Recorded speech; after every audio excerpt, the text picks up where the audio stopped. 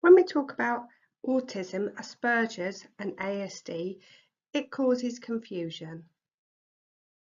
Some people say on the spectrum.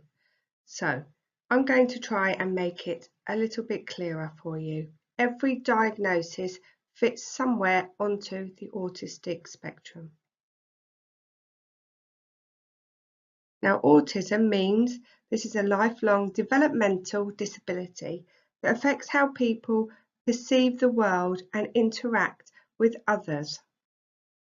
Now, spectrum, this means how we use to classify something in terms of its position on a scale between two extreme points. And people with a diagnosis of autism, Asperger's and ASD all differ with their traits. The diagnosis should be one term and range from high to low. So we have ASD, Autistic Spectrum Disorder. Now let's have a look at all the terms currently used.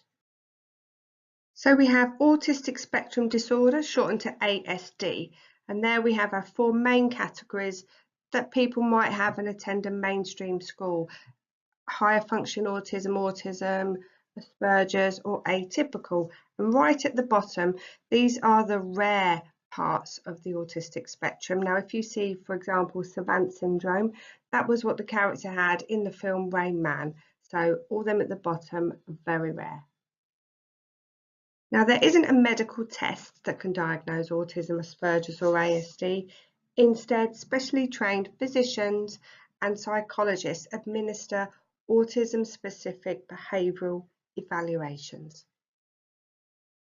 So it's time for the professionals to be consistent, to help us all understand.